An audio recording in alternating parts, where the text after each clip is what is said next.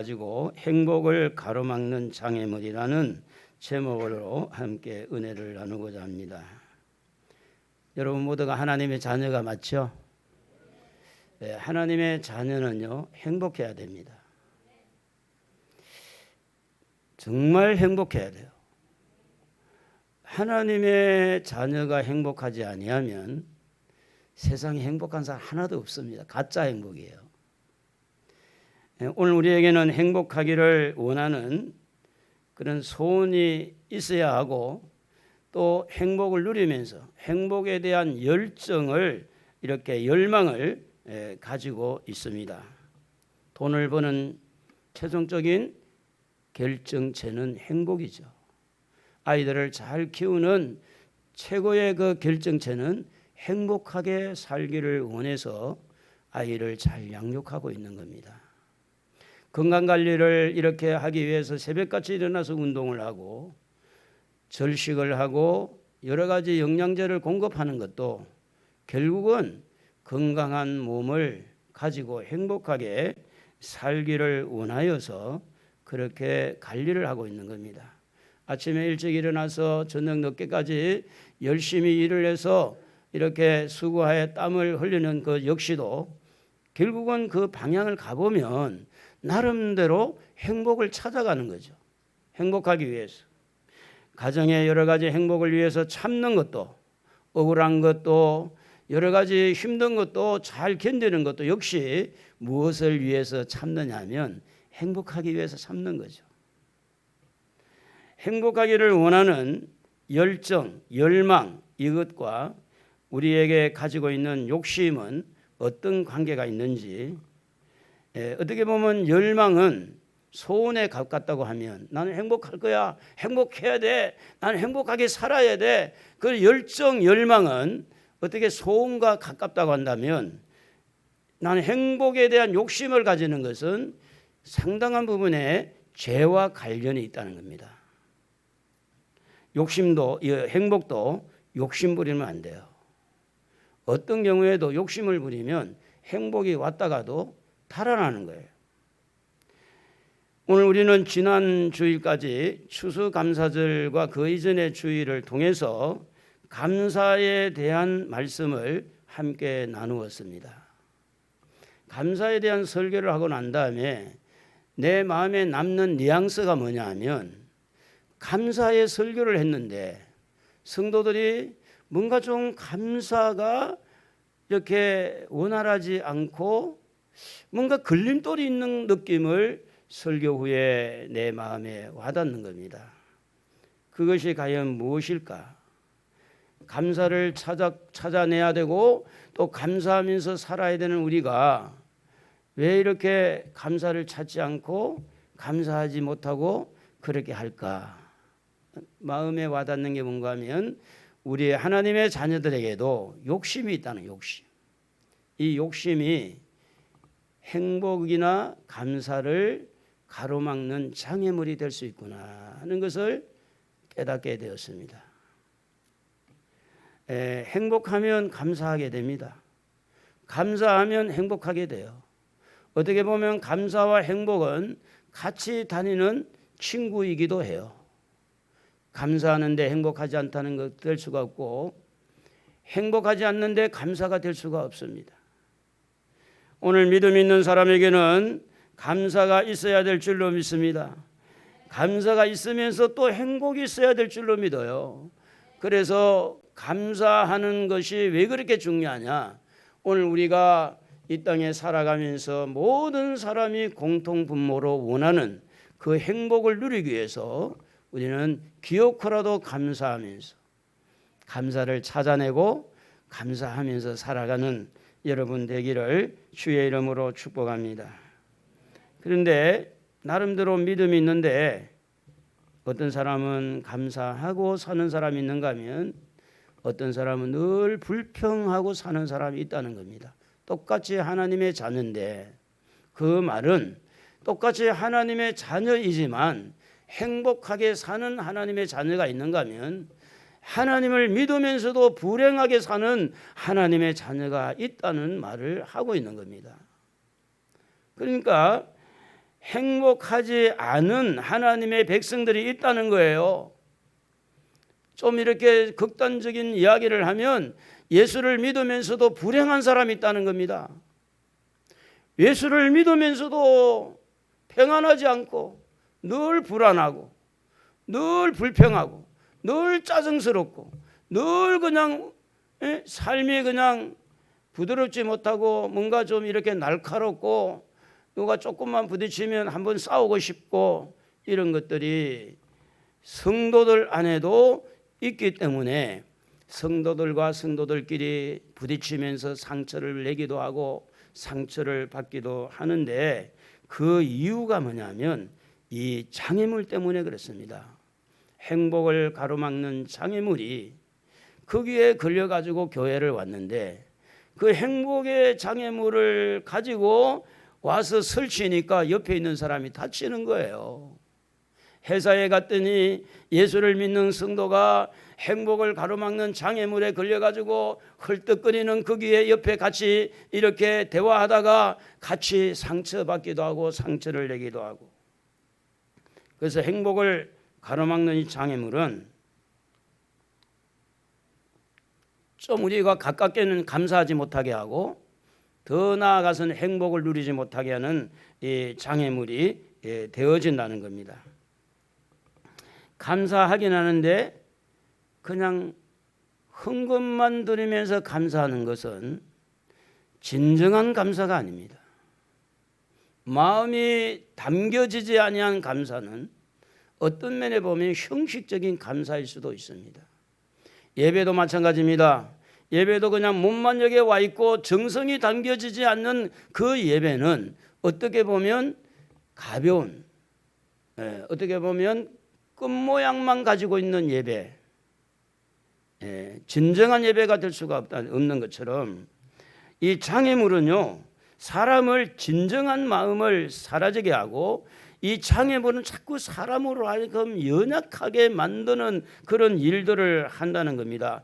그래서 이 장애물이라는 것은 우리가 어릴 때 학교에서 달리기를 할 때 장애물 경기를 하잖아요.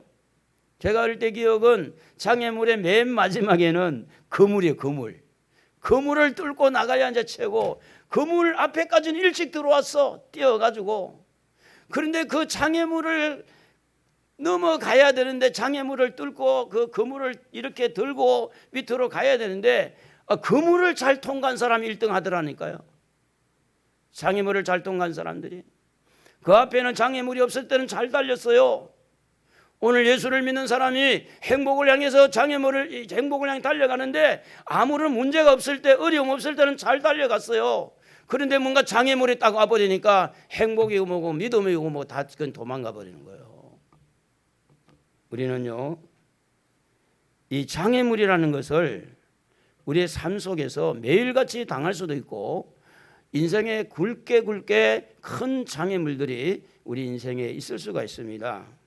이 장애물은 그러면 무엇이냐? 장애물이 무슨 장애물이 있느냐 하면 시험이라는 단어로 오늘 읽은 말씀에 보면 시험이라는 단어와 시련이라는 단어, 더 나아가서 욕심이라는 단어로 우리에게 행복을 가로막고 장애물을 우리에게 던져서 감사하지 못하게 하고 행복하지 못하게 하는 이런 시련, 시험, 이런 욕심, 이런 단어를 가지고 이 시험에 대한 이 장애물에 대해서 소개를 하고 있는데 이 시험이라고 하는 것은 감사하는데 장애물이 되는 시험이라는 겁니다. 행복하는데 행복을 누리는데 시험을 걸어서 행복을 누리지 못하게 하는 겁니다. 그래서 12절에 보니까 시험을 참는 자는 복이 있다 그랬어요. 또 시련을 견뎌내는 자는 주께서 자기를 사랑하는 자들에게 약속하신 생명의 면류관을 얻을 것이기 때문이다 그랬어요. 시험이라는 것은 헬라어의 페이라스모스라는 단어인데 이것은 시험하다, 유혹하다는 뜻을 가지고 있습니다. 시련이라는 단어는 이 헬라어의 도키모스라는 단어인데 시험 받는 이런 현재성을 가지고 있습니다. 그러니까 이게 같은 의미예요. 같은 의미. 시련이나 시험은 어떻게 시련은 막 고통 속에 있는 그것을 말할 수 있고 시험은 아직 고통 속에 빠지지 않았지만 유혹하는 그런 부분들이 되기도 하죠.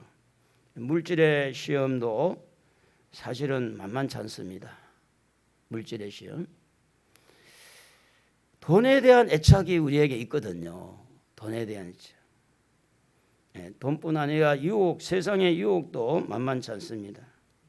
근데 이 시험이 올 때 대부분 보면 우리 안에 있는 욕심과 연동이 일어나요. 그 욕심과 연계성을 가지고 시험 자체는 우리에게 큰 어떤 행사를 안 했는데 그 시험을 받을 때 내 안에 있는 욕심하고 접촉이 일어날 때 스파크가 일어나는 겁니다. 거기에서 이상한 방법들이 일어나고 여기에서 거짓이 일어나고 여기에서 문제가 일어난다는 겁니다. 시험이라는 것이 우리에게 장애물이고 두 번째는 시험에 대해서 하나님과 관계가 장애물이 될 수가 있는데 13절에 보니까 사람이 시험을 받을 때에 내가 하나님께 시험을 받는다 이렇게 하지 말라는 겁니다. 하나님은 어떤 악에도 시험을 당하지도 아니하고 시험을 주지도 않는 분이기 때문에 우리가 어려움을 당하면 하나님 왜 어려움 주십니까? 왜 하나님마다 안 됩니까? 이번에 제가 이제 우리 친구 목사님하고 대화를 하는데 자기는 이제 뭐 직장 생활도 하고 뭐 이것저것 하다가 부모님이 논 팔아서 준 모든 것들을 다 까먹고 안 돼 가지고 아무것도 안 돼 가지고 이제 목사님이 신학을 해보라 그러더랍니다. 그래서 이제 목사님이 이제 그렇게 이야기한 걸 기도하는 가운데 나 신학하겠습니다. 그러니까 그러면 내가 신학 등록금을 대어줄 테니까 해라. 그런데 이제 그 이야기를 듣고 이모부가 내가 신학은 내가 책임질 테니까 신학교를 해라. 그런데 저는 일이 다 잘 됐어요. 하나님마다 잘 됐. 그러니까 정반대야. 하나님이 부르실 때 보면 저 같은 경우에는 안 돼 가지고 이것도 실패하고 저것도 실패하고 이래 가지고 이제 신학 이렇게 할 수 있도록 부름이 있는 게 아니라 저는 하는 것마다 잘 됐어요. 하는 것마다 다 잘했고 잘 됐어요. 그런데 이제 저 같은 경우는 사람을 위해서 뭔가를 헌신해야 돼서 이제 기도하는 가운데 하나님이 이제 저를 부르시는데 그 목사님은 하는 것마다 안 될 때, 여러분 안 될 때 보면 하나님 나를 골탕 먹이려고 하나 보다. 그게 아니었어요. 그 목사님은 그런 어려움을 통해서 하나님 불러서 얼마나 목회를 잘하는데 오늘 시험을 받을 때 하나님이 나에게 시험한다 이 생각을 좀 여러분이 그게 장애물이라는 것을 기억하고 이렇게 좀 걷어내기를 주의 이름으로 축복합니다. 하나님은 시험을 주지도 않고 시험을 당하지도 않는 분입니다. 그렇기 때문에 우리는 성경대로 우리의 그 마음을 이렇게 가다듬어 가야 돼요. 자기가 실컷 잘못해놓고 하나님 보고 원망하고 자기가 기도하지 않고 자기가 하나님 앞에 믿음으로 하지 않고 결국은 가서 하나님 앞에 몰아쳐서 하나님이 왜 이렇습니까? 이렇게 해버리면 하나님도 난감한 거죠. 물질 관리도 우리는 지혜롭게 조금 전에 우리가 특송한 것처럼 청직인데 관리를 잘해야 되죠. 관리를. 하나님을 이렇게 시험한다 하지 말고 하나님은 우리를 도우시는 분이다. 우리에게 행복을 주시는 분이다. 우리에게 있는 이 문제들을 해결해 주실 수 있는 능력이 하나님에게 있다는 생각을 해야 되지. 자꾸만 하나님 앞에 원망하는 쪽으로 가면 장애물이 자꾸 더 생긴다는 겁니다. 그리고 시험을 받을 때 욕심이라는 단어가 좀 전에 소개했습니다마는 14절에 보면 오직 각 사람이 시험을 받는 것은 자기 욕심에 끌려 미혹됨이니 그랬어요. 이 욕심에 미혹이 될 때 자기만 알죠. 자기만. 보통 사기꾼들이요 어디부터 시작이 되느냐 자기 마음에 있는 욕심부터 시작이 되는 거예요. 이건 이래 가지고 이 몽땅 그래 가지고 그래 좀 전에 이야기한 우리 김 누구죠? 그 목사님 이제 아버님이 조금이라도 돈을 모아놓은 것까지 다 들고 나갔다. 현금으로 사업을 크게 했는가 본데. 근데 이제 어머니가 그것을 혹시나 필요할까 싶어가 현금까지 좀 모아놓은까지 아버지가 이제 싹 가져간 거예요. 그게 다 어디서 시작? 마음에서 시작이 마음에서. 모든 시험은 외부에서 오는 게 아니라 외부에서 환경이 좀 어렵고 사람들이 어떻게 저렇게 시험을 걸어와도 내 마음의 욕심, 내 마음의 관리가 잘 되는 사람은 그게 휘둘리지 않는데 대부분 사기꾼의 마음과 사기를 당하는 그 마음의 욕심들이 만나가지고 작업을 하는 거예요. 그래서 사기를 당하기도 하고 사기를 치기도 하고. 그래서 여러분 욕심은요 어디서 일어나는 거예요? 남에서 일어나는 게 아닙니다. 자기 안에서 일어나는 겁니다. 그래서 이 모든 시험과 시련, 이 욕심으로 인해서 감사를 하지 못하도록 장애물을 걸어놓고 더 나아가서 행복하지 못하도록 이렇게 상당한 부분에 희석을 시키는 거죠. 물인지 술인지 모를 정도로 색깔이 빨간지 노란지 모를 정도로 그러니까 감사를 안 해도 안 하는 대로 그냥 사는 거야. 이게 삽니다. 행복하지 않아도 행복하지 않아도 그냥 사는 거예요. 행복하지 않으면 왜 행복하지 않는가?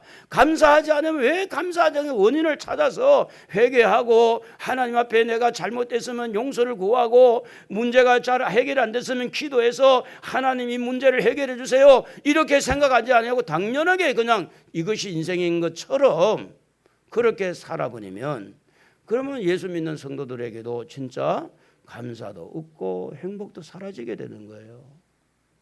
오늘 여러분 빨간 것은 빨갛게 봐야 보듯이 노란 것은 노란게 보듯이 오늘 아침에 강단에요 무슨 향기가 약간 나요. 무슨 향인지 모르겠는데 향을 누가 뿌렸나? 안 뿌렸어요? 안 뿌렸는데 향기가 나요. 내가 아까 향기가 나가지고 향기 나서 향이 오늘 좋다. 이 색깔이요 하얗면 하얗고 빨가면 빨갛고 감사를 안 했으면 감사를 안 하면 행복하지 아니하면 왜 이 문제가 일어났는지 시험인지 자기 안에 있는 욕심인지 이걸 분명히 좀 이렇게 찾아내서 고칠 생각을 해야 뭔가 좀 새로워지고 발전이 있는 거지.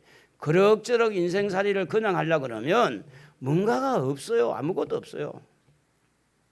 그래서 욕심이 주는 뜻, 욕심이 주는 그 의미를 우리는 좀 알아야 되는데 욕심이라는 이 단어는 뭐냐면 헬라어의 에피디미아라는 단어인데 이것은 충동이라는 단어를 충동이라는 뜻이죠. 충동, 욕망, 그리고 갈망, 뭔가 이렇게 충동을 이렇게 느끼는 거죠. 이 마음 안에서 뭔가 갈망하게 되고 열망을 가지면서 이렇게 어떻게 보면 열정과 같은 거, 열정.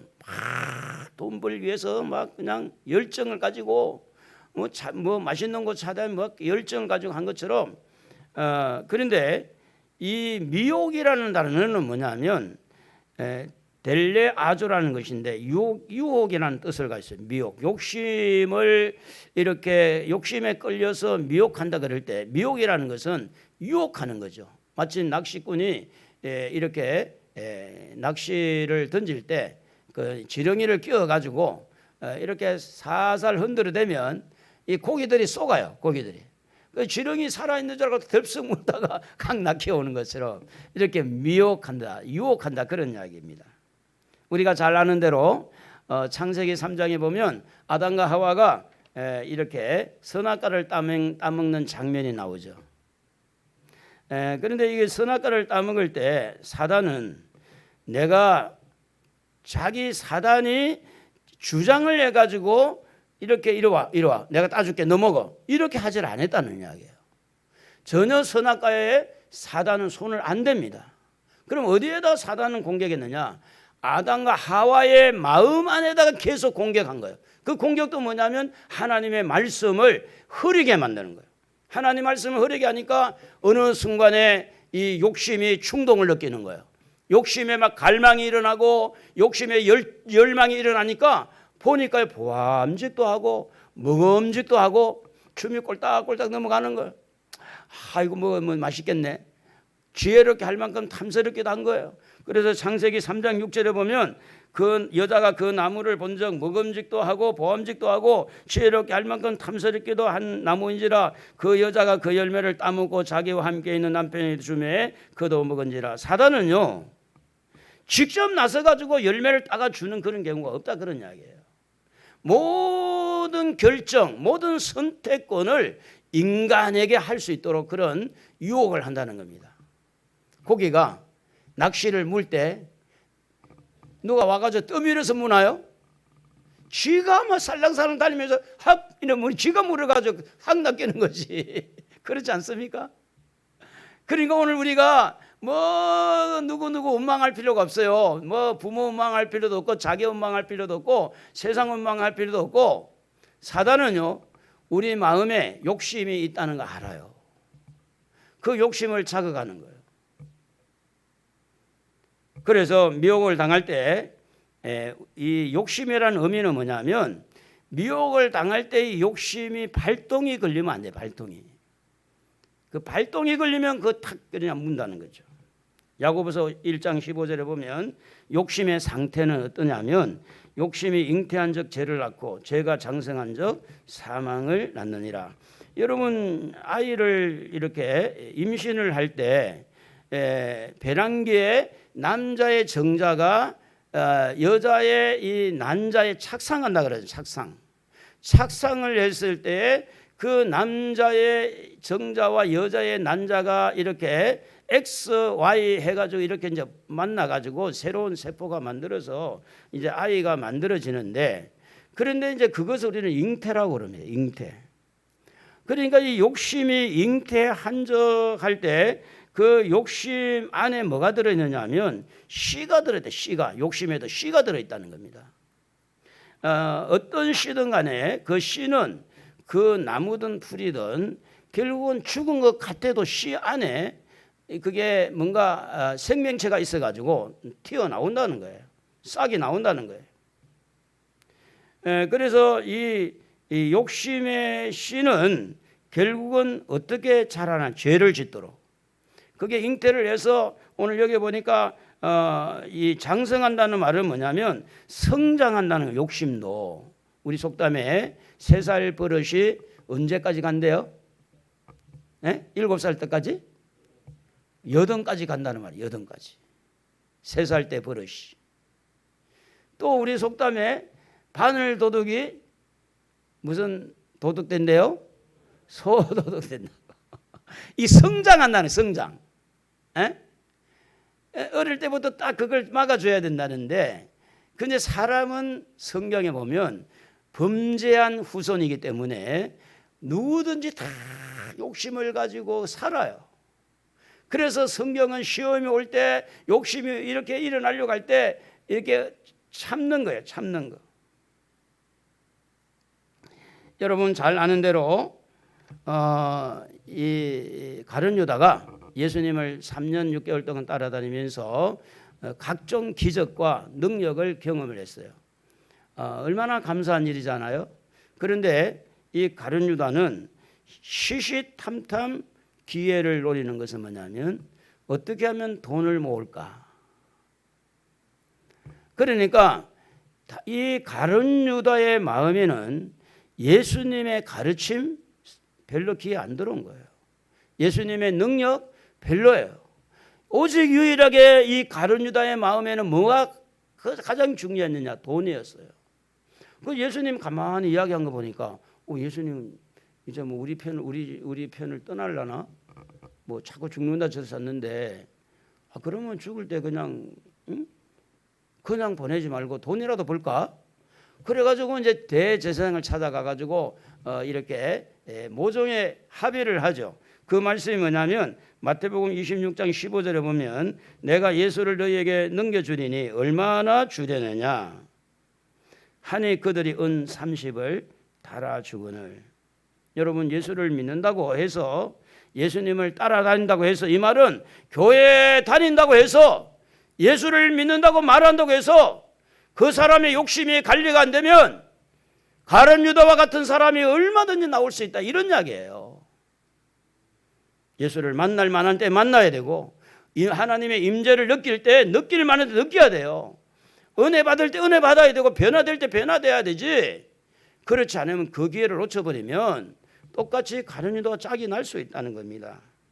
그러니까 이 말은 예수님을 그렇게 따라다니고 예수님의 가르침을 받고 예수님이 병자를 고치는 현장에 있었고 예수님이 보리떡 5개와 물고기 2마리로 5,000명을 먹이는 그 현장을 보면서 모든 사람이 우와 하는데도 불구하고 가룟 유다는 전혀 변동이 없었어요.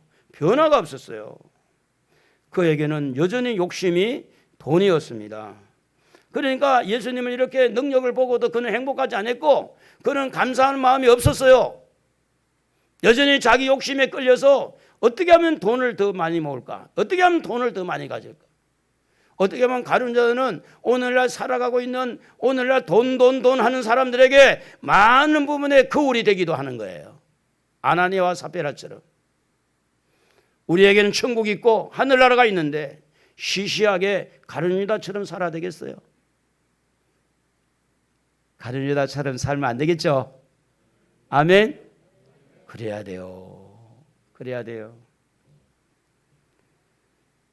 욕심을 가지고 신앙생활을 하면요, 여전히 행복은 그림의 떡이 되고 말 것입니다. 이 욕심을 잘 처리하지 않으면 진정한 감사나 진정한 행복은 멀어질 수밖에 없습니다. 욕심으로 보세요. 대통령도 부모도 어떤 세상의 누구도 내 욕심으로 보면 만족할 게 하나도 없어요. 그래서 우리가 부르는 찬양 중에 사람을 보며 세상을 볼 때 뭐가 없어요?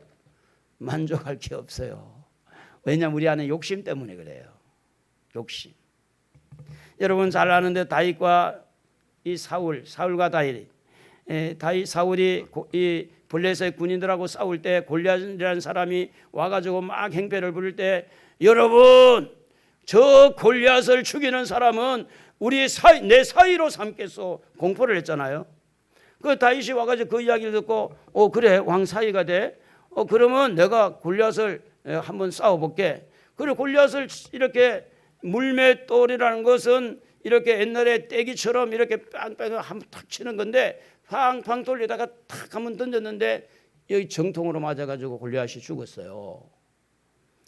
그러면 사울이 골리앗을 죽였으니 다윗을 너무너무 환영하고 너무너무 감사해야 될 사람인데 이 말 한마디 때문에 문제가 생겼습니다.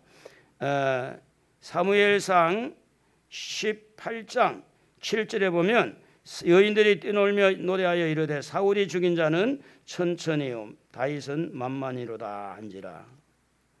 이 소리를 듣기 전까지는 안에 있는 욕심이 안에 있는 시기와 질투가 잔잔했어요. 이 풍랑이 일어나지 않았어요. 그런데 내가 죽인 사람은 천천? 다윗은 만만이야. 그럼 다윗이 나보다 낫겠네. 이거 다윗도 그냥 두면 안 되겠어. 여봐라 다윗을 당장에 잡아오느라 막 이렇게 해서 군사를 풀어가지고 다윗을 잡으러 다니는데 그게 뭔가 하면 사울 안에 있는 감사는 사라지고 오히려 그 안에 있는 욕심이 자극을 받아가지고 다윗을 죽이려고 하는 시기 질투가 나온 겁니다. 다윗에게 감사했다면 왜 그를 죽이려고 했겠어요? 사위인데. 사위를 죽이는 장인이 어디 있어요? 그래서 여러분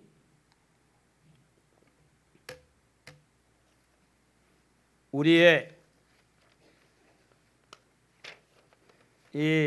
가지고 있는 이 욕심이라는 이 욕심이라는 것이 발동이 안 걸리도록 시골에 가면 그 경운기 혹시 아세요? 경운기 이렇게 돌리다가 발동이 안 걸려가지고 씩씩씩 하다가 어떻게 하면 이렇게 경운기가 발동이 걸리는 경우가 있잖아요. 모든 사람의 욕심이 있어요. 시기가 있고 질투가 있어요. 근데 여기에 발동이 걸리면 문제가 일어나. 그게 일어나기 전에는 신랑을 볼 때 감사했는데 그게 일어나고 나니까 남의 신랑보다 못한 거야. 욕심으로 보니까. 신랑은 열심히 일하고 내 틱틱거려 아내가. 에? 다른 사람은 목회도 잘하고 교회도 크게 부흥됐는데 우리 남편은 말이지 조그마한 개척교회가 저렇게 욕심으로 보니까 모든 게 시시해 보이고 모든 게 가짜나 보이고.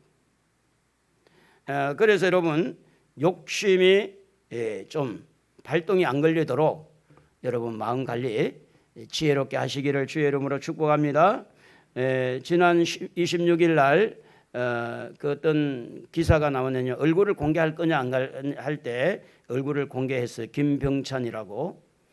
이 사람은 여자와 이제 소개를 해서 여자와 이제 만나서 사귀었는데 그 여자가 이제 뭘 알았느냐면 전부 다 거짓말이었던 걸 알았어요.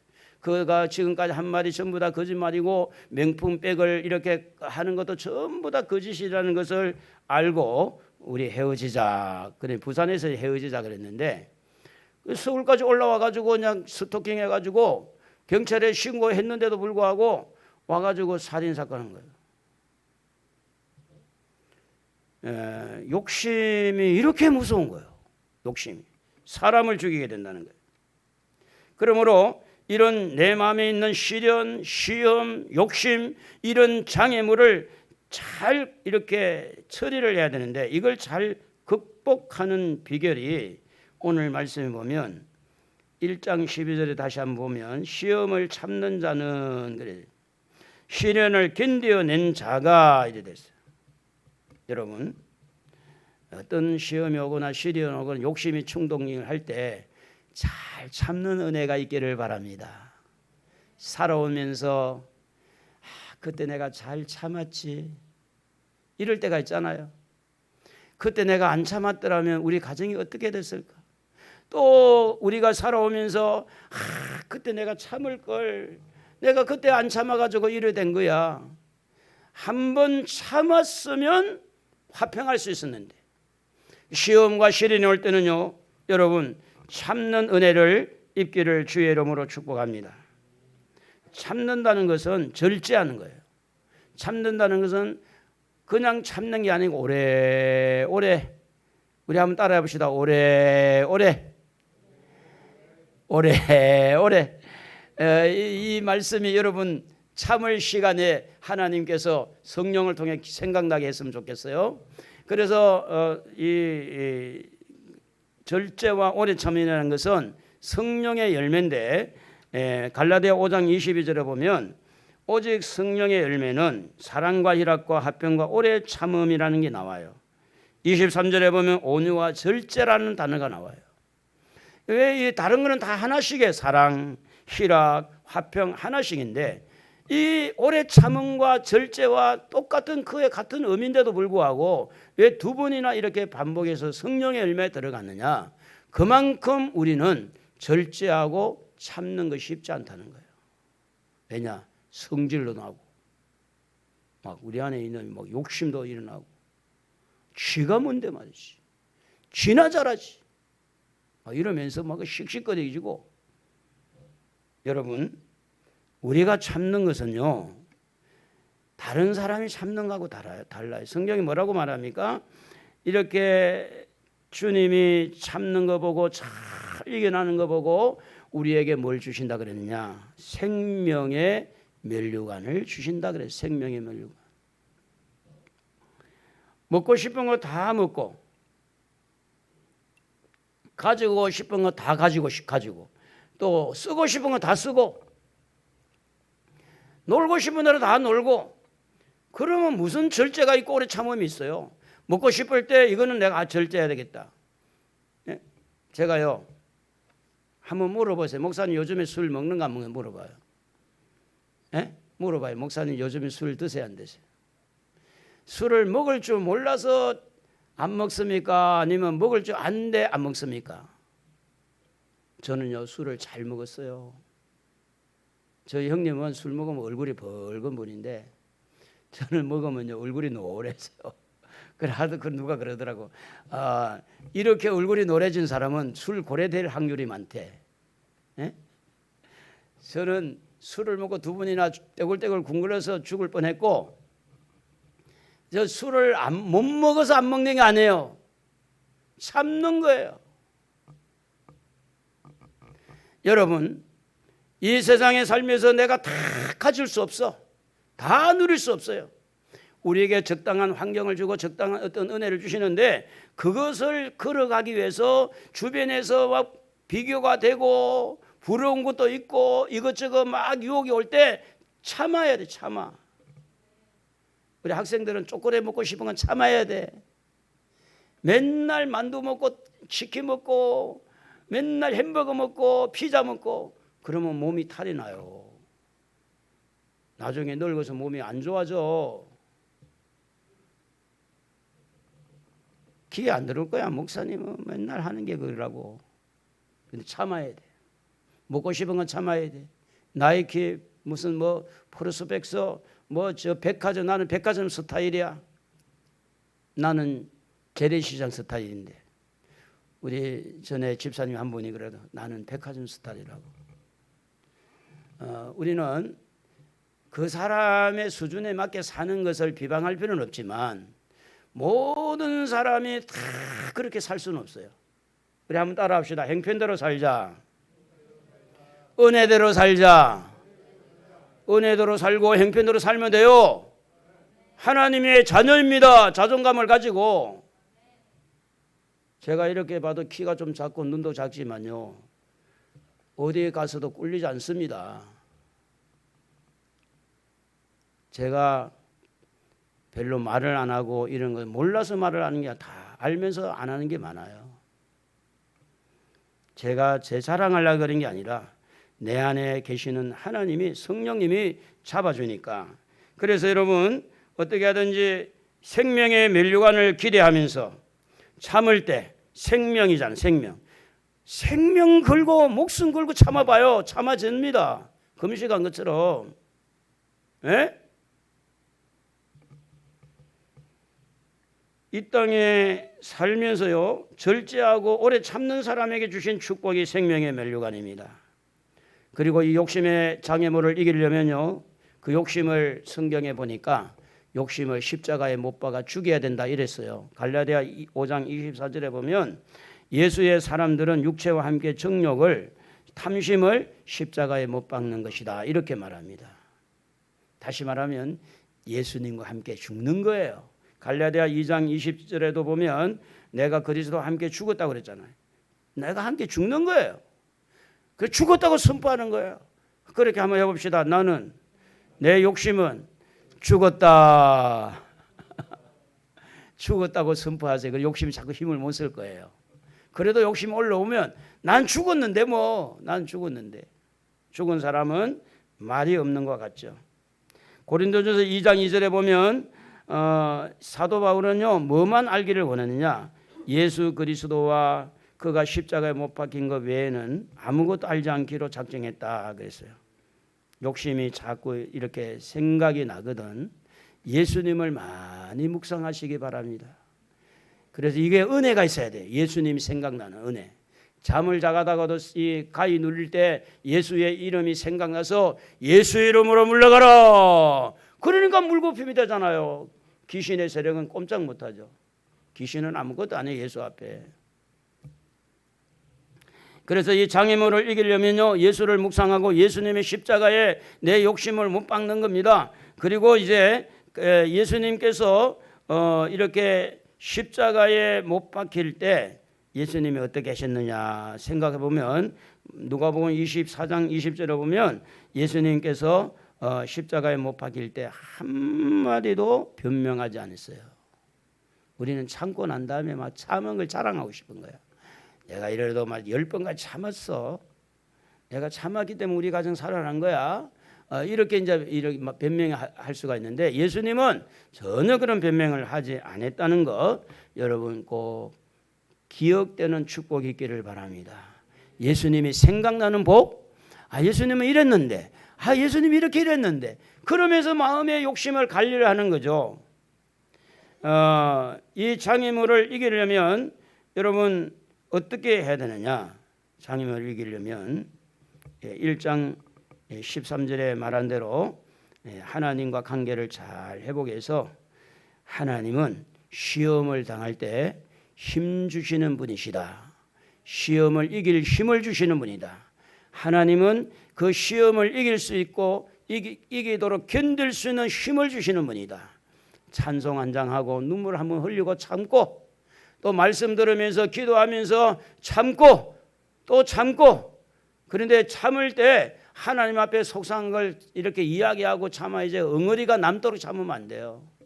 제가 한의사에 오래전에 한의사에 갔는데 목사라고 그랬더니 여기를 눌러보더라고요. 여기 꼭 여기. 안 아프세요? 별로 안 아픈데요. 오, 이상하다. 많은 목사님들이 만지면 아픈데 목사님이 너무 스트레스를 받아가지고 여기가 아프다 그래요. 여기가 조금만 만지면 아프다. 그런데 우리가 이제 살아가면서 참는 것이 스트레스가 돼가지고 병이 돼서는 안 돼요. 그것을 어떻게 푸느냐? 하나님은요 다 들어주십니다. 속상한 것을 하나님에게 말하세요. 우리 한번 해봅시다. 연습을. 하나님, 속상합니다. 힘들어요. 억울해요. 나 너무 창피해요. 하나님 앞에 호소하세요. 안에 엉어리가 사라집니다. 그러면서 참아야 되지. 무조건 참는다고 다 되는 게 아니에요. 오히려 그냥 따발총 가지고 이렇게 하면서 나중에 중병이 안 걸린 게 낫지. 그냥 장총 뿡뿡하고 하다가 이 속에 엉어리가 있어가지고 나중에 그냥 60, 70 넘어가지고 매 여기 아프다 저기 아프다 그러지 말고 모든 병의 근원이 속병이 속병, 속병, 이 마음의 병. 그래서 기도하자 그 말이에요. 기도하자고. 기도하면 그게 흘러나와요. 기도하다 보면 눈물 나오고, 기도하다 보면 찬송 나오고, 기도하다 보면 하나님 앞에 억울하다고 하는 것도 나오고 속상하다고. 그런데 그럴 때마다 우리 한번 합시다. 하나님, 이것도 감사합니다. 최고의 처방책이, 처방약이 뭐냐? 억울한 것도 감사. 뭐 억울한 게 감사하냐고 이러겠지만 내가 살기 위해서는 억울하도 감사합니다. 내가 사기를 당해도 감사합니다. 내가 지금 이런저런 문제 때문에 너무너무 창피한 것도 감사합니다. 감사할 때 마음이 안정이 와요. 안정이. 맨날 뭐 불평하고 뭐 울고불고 한다고 해결되는 거 아니잖아요. 감사할 때 하나님이 기도를 신속하게 응답해 주실 줄로 믿습니다.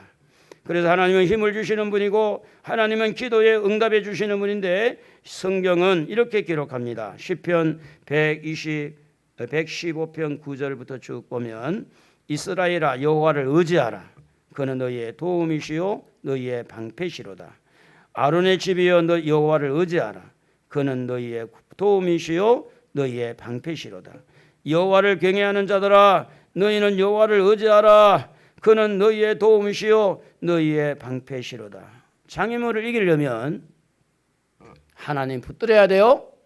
하나님의 도움을 받아야 돼요. 하나님 도와주세요. 하나님 나의 힘입니다.